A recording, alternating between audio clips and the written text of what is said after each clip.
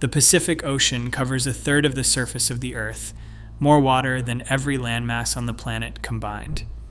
And scattered across it, on islands separated by thousands of miles of open sea, one cultural family arrived first and reached them all. How they did that should not have been possible. They had no compass, no charts, no written word, nothing but the sky and the sea and what they carried in memory. And yet there is a stranger detail still. Growing across their islands, centuries before any European ship crossed the Pacific, was a crop that did not belong there, a plant native to a continent 7,000 kilometers away. Someone carried it back across the largest ocean on Earth.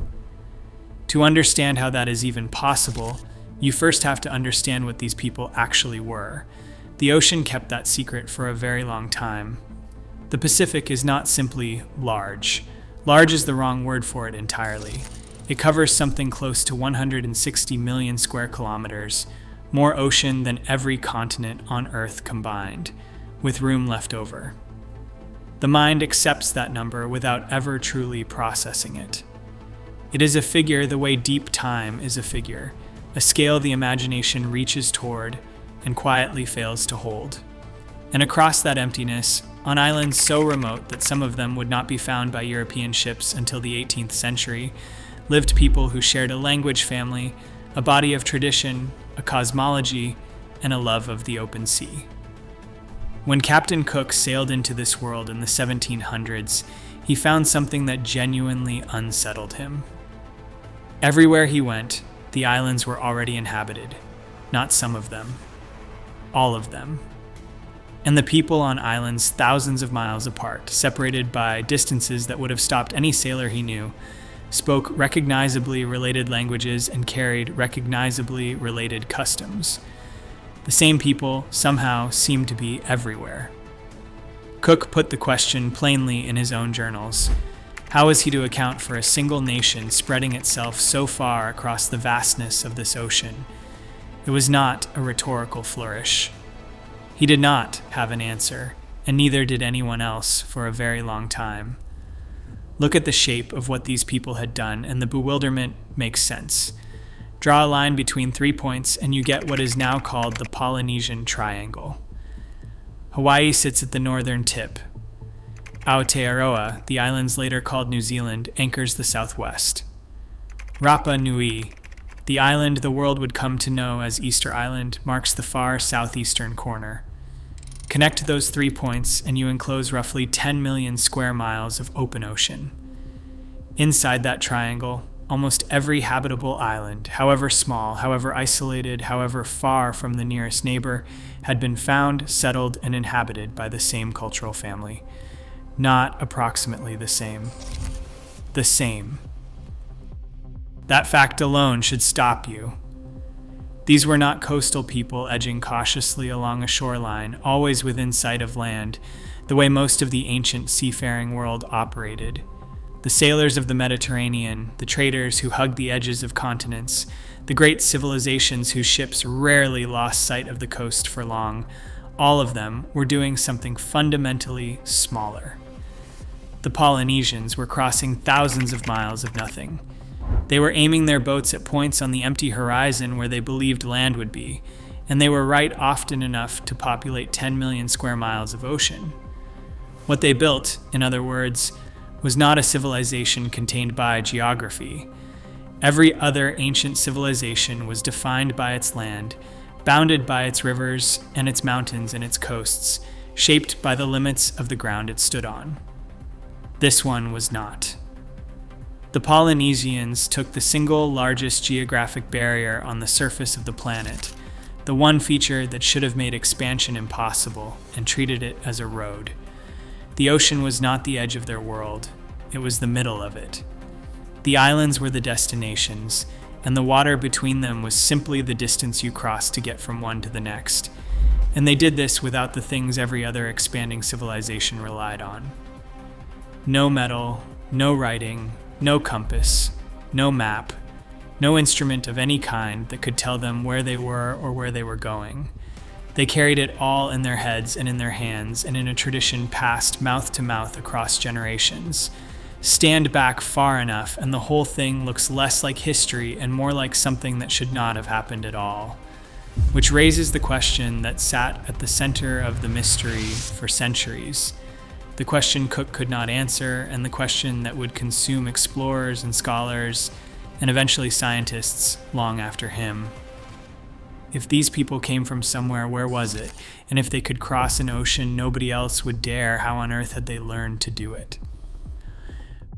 For most of the time, people argued about where the Polynesians came from. The arguing happened in the dark. There was no way to settle it. But over the last century, a model emerged that most scholars came to accept. And it is worth understanding clearly, because it is largely correct. And because the part of it that is incomplete turns out to matter enormously. The story it tells runs in one direction: west to east. The deep ancestry of the Polynesians traces back not to the Pacific at all, but to Taiwan, and from there to a long, patient migration south and east through island Southeast Asia, down through the Philippines and Indonesia, out through the islands of Melanesia, and finally into the open Pacific beyond. The movement unfolds over thousands of years, somewhere in the range of 3,000 to 1,000 years before the Common Era, though the exact routes and dates are still argued over in the details. This is not a guess. 3 separate bodies of evidence point the same way, and when 3 independent kinds of evidence agree, you take them seriously. The languages line up first. The tongues spoken across Polynesia belong to a vast family that can be traced back, branch by branch, through island Southeast Asia toward that Taiwanese origin. Then there is the archaeology, a distinctive style of pottery decorated with intricate stamped patterns, appears across the Western Pacific around 3,000 years ago. They call it Lapita, after the site where it was first studied, and it forms a trail, a dotted line of broken ceramics marking the path of a people moving east into the ocean. Languages, pottery, and the slow accumulation of dated settlements all describe the same journey. So the question seems answered. The Polynesians came out of Asia by way of a migration so long it is hard to hold in the mind, and pushed out into the largest ocean on Earth. For a long time, this was where the matter rested. The model was solid. It explained the languages. It explained the pottery. It explained how human beings came to be standing on islands in the middle of the Pacific in the first place. And then there is the potato. It sounds almost absurd to say it that way, but the sweet potato is one of the most stubborn problems in the entire history of the Pacific. It is an American crop. It was domesticated thousands of years ago in South and Central America, on the far side of the ocean, on a continent the standard model never goes anywhere near. The migration that brought the Polynesians into the Pacific came from the west, out of Asia. The sweet potato came from the east, out of the Americas. These two facts are not supposed to meet, and yet they did.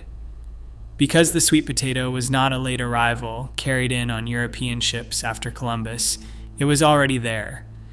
It was growing across Polynesia, woven into the diet of these islands, centuries before any European vessel had crossed the Pacific at all.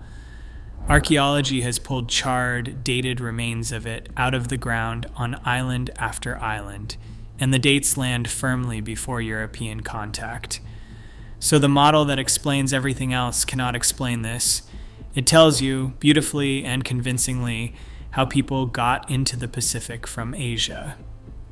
It says nothing whatsoever about how an American plant ended up in their gardens. The journey runs one way. The crop came the other. Something crossed that water in a direction the accepted story does not allow for, and the sweet potato is the fingerprint it left behind. For decades, that contradiction sat there, quiet and unresolved, an awkward detail at the edge of an otherwise tidy picture. Most people were content to leave it alone. but not everyone. Because if an American crop could reach Polynesia before Columbus, then someone, at some point, had crossed between those two worlds. One man became so convinced he knew who and in which direction that he was willing to build a raft and risk his life on the open ocean to prove it. His name was Thor Heyerdahl, and he was Norwegian.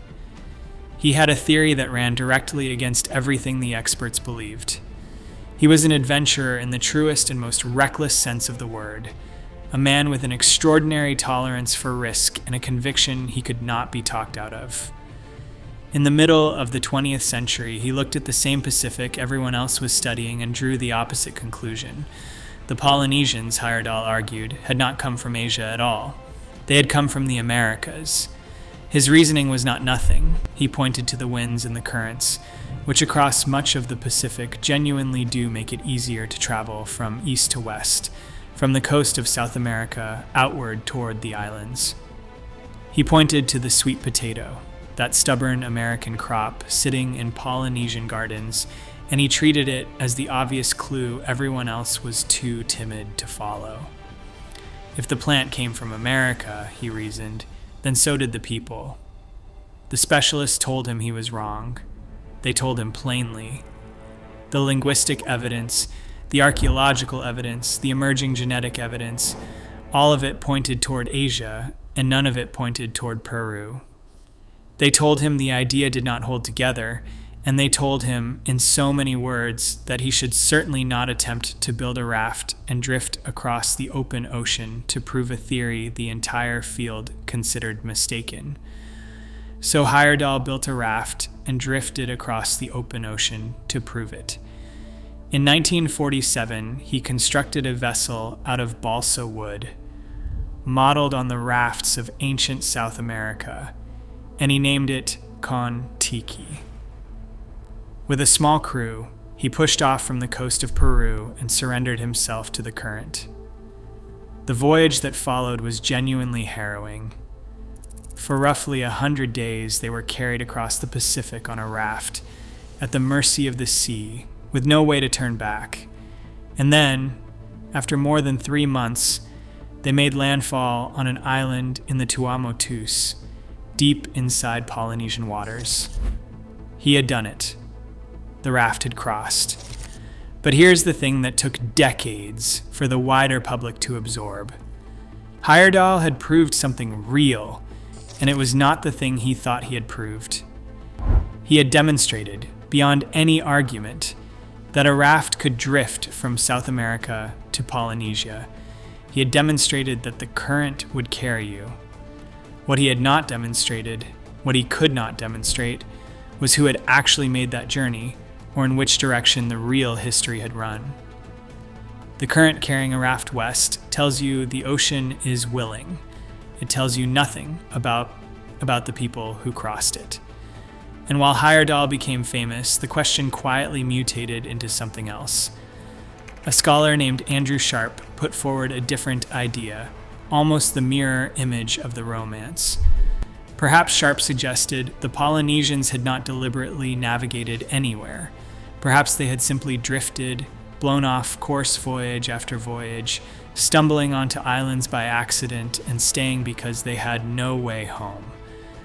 The settlement of the Pacific, in this telling, was a long series of lucky accidents. That idea was testable, and in 1973 it was tested in a way nobody had managed before. A team of researchers, Levison, Ward, and Webb, fed the problem into a computer and ran simulation after simulation of drift voyages across the Pacific. More than 1,000 of them. They let the modeled boats go where the winds and currents would actually take them, and they watched where they ended up. The result was decisive. Drifting did not work. Not a single one of those 1,000+ simulated voyages drifted its way to Hawaii. The islands at the far corners of the triangle could not have been reached by accident, which left only one explanation standing, and it was the hardest one to believe. The Polynesians had not drifted into their world. They had aimed at it. They had sailed deliberately to islands they could not see, on an ocean that offered no road and no marker, and they had arrived. The accident theory was dead. The real mystery was just beginning. So they sailed on purpose. That is the conclusion the evidence forces. But a conclusion is not an explanation, and the question only gets harder from here. To aim a boat at an invisible island thousands of miles away, you first need a boat that can survive the crossing. And the vessels these people built, with no metal and no factories and no written plans, were extraordinary machines. Start with where they began. The boats that carried the ancestors of the Polynesians out of Asia and into the nearer Pacific were outrigger canoes. The design is elegant and old. You take a canoe, narrow and fast but prone to tipping, and you attach a second, smaller float out to one side on wooden arms. That float steadies the whole vessel, lets it carry sail, lets it handle rougher water without rolling over. For coastal work and shorter crossings between neighboring islands, the outrigger was enough. But remote Oceania was not shorter crossings. The distances out in the open Pacific were of a different order entirely. Journeys of weeks across thousands of miles of nothing, and they demanded something the outrigger could not give. They demanded capacity. They demanded a vessel that could carry not just a crew, but everything a crew would need to found a colony at the far end of the voyage. And so the design evolved into something genuinely new. They replaced the small outrigger float with a second hull, a full one, the same size as the first. 2 hulls now, running parallel, and between them a wooden deck lashed across the gap. This is the double-hulled voyaging canoe, and the change it represented was enormous. The twin hulls gave it stability the way the outrigger had, but the deck between them gave it something the outrigger never could. Room. Room for more people, for water, for food, for the things that turn a voyage into a migration. They could carry seedlings to plant and animals to breed, and enough supplies to keep a founding population alive until the new land could feed them. Now consider how they made it, because this is where the achievement deepens. They had no metal tools, none. The hulls were carved from whole tree trunks, hollowed and shaped with adzes worked from stone and shell, or else built up from planks. And those planks were not nailed because there were no nails. They were stitched. The builders drilled the timbers and bound them together with rope braided from coconut fiber, lashing the vessel into one piece by hand, and then they sealed the seams with sap drawn from the breadfruit tree to keep the ocean out. A boat capable of crossing the largest body of water on the planet, assembled with stone, fiber, and tree sap. And that brings us to the single most important plant in the entire enterprise, which is not the sweet potato. It is the coconut. It is almost impossible to overstate how completely the voyaging canoe depended on it. The sails could be woven from the leaves of the coconut palm. The rope that held the whole vessel together, hundreds of meters of it, was spun from coconut fiber. The fruit itself gave fresh water to drink on a sea where there was none, and food when other stores ran low. Strip the coconut out of the picture and the voyage simply does not happen. No coconut, no rope, no rope, no canoe, no canoe, no Pacific. A single humble crop sat underneath the greatest seafaring expansion in human history. So the picture sharpens. These were not desperate people clinging to driftwood and hoping. They were engineers. They had solved the problem of building an ocean-crossing vessel out of the materials of a tropical island, and they had solved it so well that their boats could carry a whole community across distances that terrified every other sailor on Earth. The machine was ready, the hull was sound, the deck was loaded, the rope was strong. But a perfect ship is worthless if you do not know where you are going.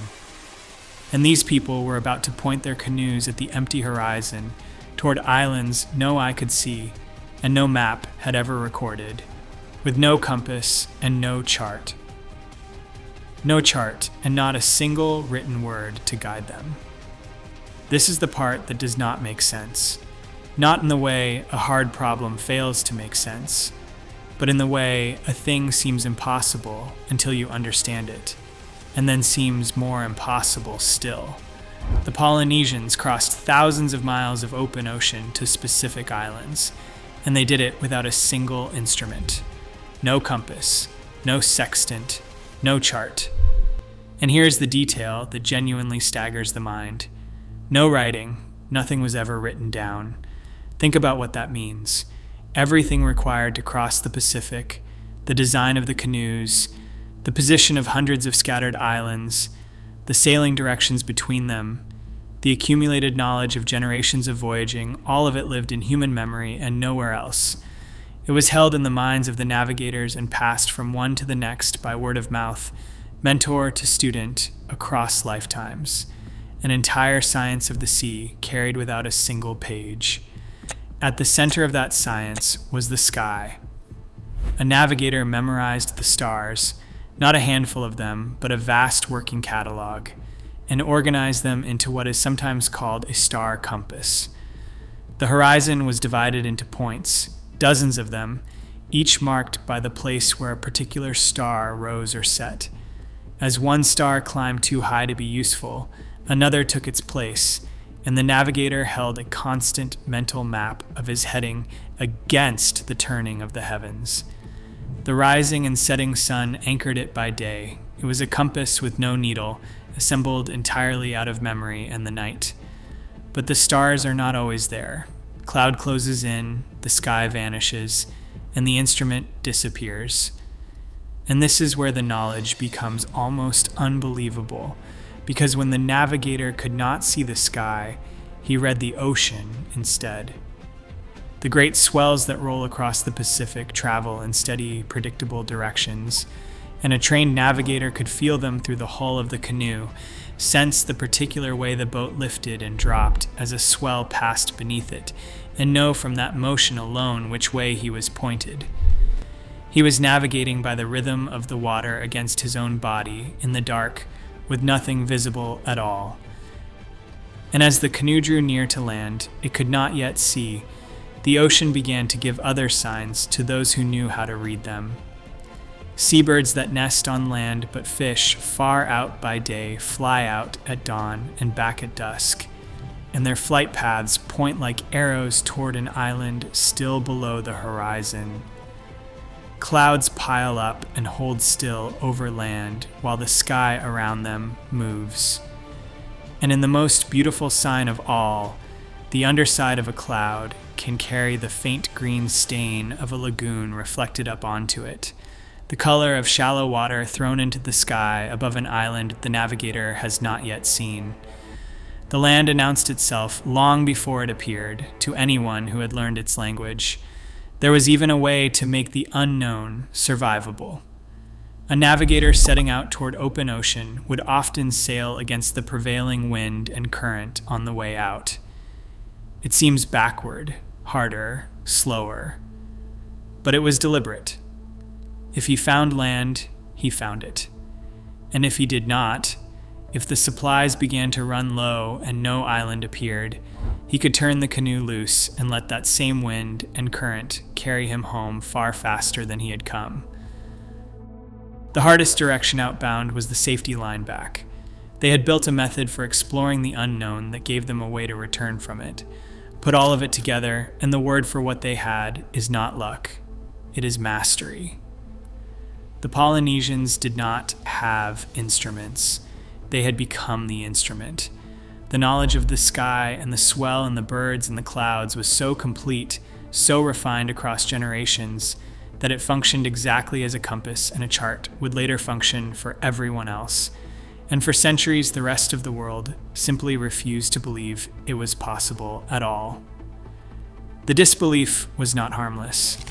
It had a cost, and by the middle of the 20th century, the cost had nearly come due.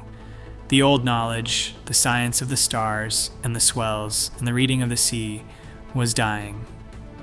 Generation after generation, it had been passed mouth to mouth, and now the chain was breaking. Across Polynesia, the tradition had been worn away by colonization and time, and in places like Hawaii, it was effectively gone. There was no longer a single Hawaiian who held the full art of navigating the open ocean without instruments. The thing that had populated 10 million square miles was about to vanish from the very people who had invented it. A group of Hawaiians decided that could not be allowed to happen. They formed what became the Polynesian Voyaging Society, and they set out to do something that had not been attempted in centuries. They would build a traditional double-hulled voyaging canoe, and they would sail it the old way across open ocean with no instruments at all, and they would prove that the ancestors could have done exactly what the accident theorists insisted was impossible. They built the canoe, and they named her Hokulea, but they had a problem, and it was the same problem the whole Pacific faced. They had the boat. They did not have the knowledge. No one among them could navigate her the traditional way, because that knowledge had already died in Hawaii. So they looked outward, beyond Polynesia, to the islands of Micronesia, and there, on a tiny island called Satawal, they found one of the last living master navigators. His name was Mau Piailug, and he still carried the full tradition intact, the way his own people had kept it alive. What Mao did next mattered as much as anything he would do on the water. By the custom he had been raised in, this knowledge was not given away freely. It belonged to particular families and particular lines, and it stayed there. But Mao looked at what was happening, looked at a tradition going extinct across an entire ocean, and he chose to break with that custom. He agreed to come to Hawaii. He agreed to navigate for people who were not his own and to teach them so that the knowledge would not die with him. It was an act of extraordinary generosity, and the whole revival turns on it. In 1976, Hokulea set out. The course ran from Hawaii to Tahiti, roughly 4,000 kilometers of open Pacific, and Mao navigated the entire way with nothing but the sky, the swells, the wind, and the signs of the sea. For 31 days, the canoe crossed open water with no instruments aboard, exactly as the ancestors would have done it. And then, after a month at sea, she reached Tahiti. Waiting for her at the harbor were 17,000 people. A crowd that size gathered to watch a canoe come in because they understood what was arriving with her. It was not just a boat. It was their own history, sailing back into view after everyone had been told it was a fantasy. The voyage settled the scientific question. The ancients could have made these crossings deliberately, because here were people doing it by the old methods in front of the world. But it did something larger than that, too. It lit a fire. One of the young crew, Nainoa Thompson, learned the art from Mao and went on to become the first native Hawaiian in centuries to navigate the open ocean by the stars. The knowledge that had nearly died was alive again and being passed on. Hokulea would go on to sail to Aotearoa to Rapa Nui, eventually around the entire world, and behind her came a cultural renaissance across the Pacific that is still unfolding. So the how was no longer in doubt. The canoes were real, the navigation was real, the crossings were real, proven in living memory by people who had every right to claim them. Which turned that quiet contradiction from the beginning, the American crop in the Polynesian garden, from a curiosity into a demand. If they could sail like this, then maybe they really had reached the Americas. And the answer, when it finally came not from a boat, but from blood. The carved figures of Rapa Nui are still standing, their backs to the sea, presiding over an island more than 1,000 miles from anywhere. They were raised by the descendants of voyagers who had already touched a continent and turned the canoe around. That is the thing to hold on to. These were not drifters lucky enough to survive. They read the sky and the swell as a single instrument, crossed 7,000 kilometers of open ocean toward a place they could not have known was there, traded with the people they found, and came home, while the rest of the world was still creeping along its own coastlines, afraid to lose sight of land. The ocean kept that secret for 800 years, and what it finally surrendered was not really a riddle about a plant.